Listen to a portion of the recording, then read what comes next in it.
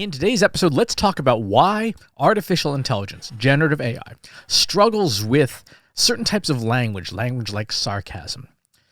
The problem is statistical. The problem is mathematical, and the problem is multimodal communication. So let's talk about what this means.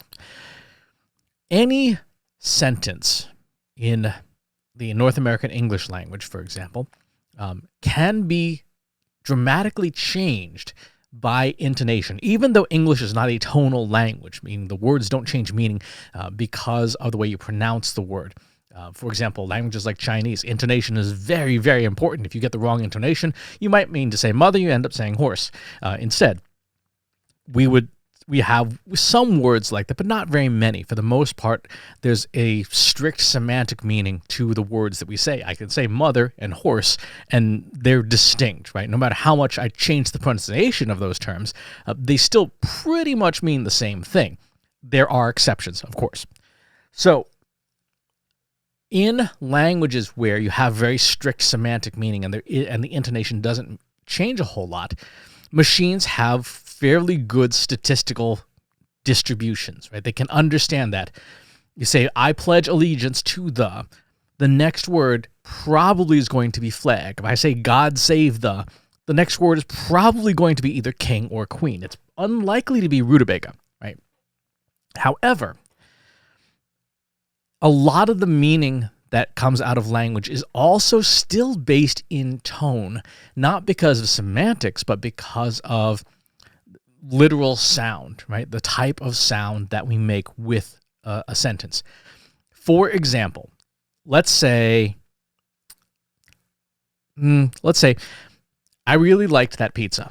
I don't know why I keep going back to pizza. If I say, I really liked that pizza, that's a fairly neutral sentence, right? It's a fairly neutral tone, and you can, if you were a speaker of North American English, you can pretty much take it at face value that I liked that pizza. If I say, I really like that pizza, same words, on paper, a machine would see them the same way. Statistical distribution is exactly the same. But the intonation is different. The intonation communicates some of that sarcasm, right? That says, yeah, I actually didn't like that pizza. But a large language model, today's text-based large language models can't hear. They can't hear me say that, and as a result, they don't understand that I'm actually negating the meaning of the text itself, right? Think about if you've ever been joking around with a friend and you do something, and that friend just goes, oh my God, I hate you, right? They don't actually hate you. I hope not, anyway.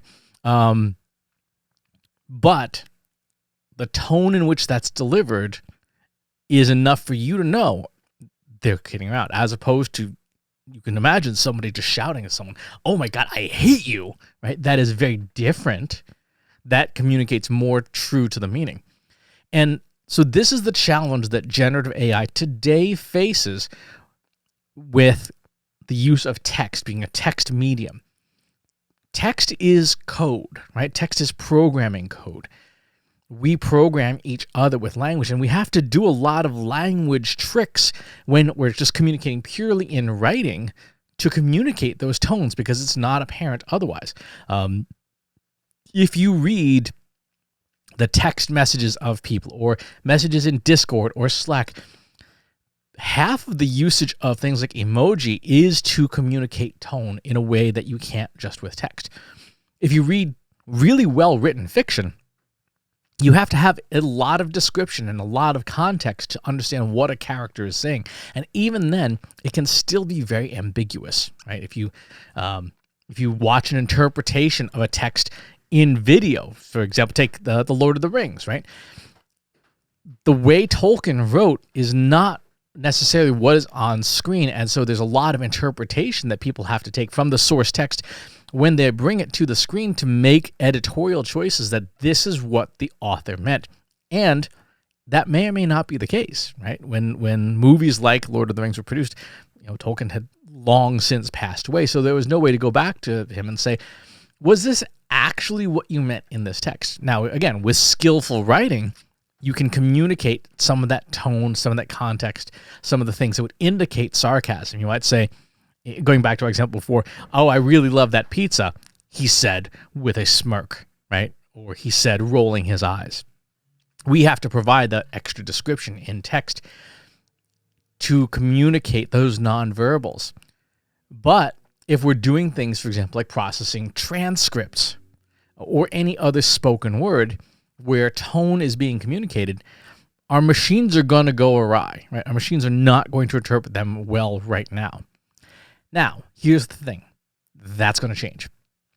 It is already starting to change because language models are becoming multimodal models. You have models like Lava or GPT-4V that can see and read, right? So they can take a text input and a visual input and mix the two. It is not a stretch of the imagination to have a text model combined with an audio model so that a machine can listen to that intonation and understand the difference between "I hate you" and "I hate you," right? Same words, same statistical distributions, but very different meaning based on intonation.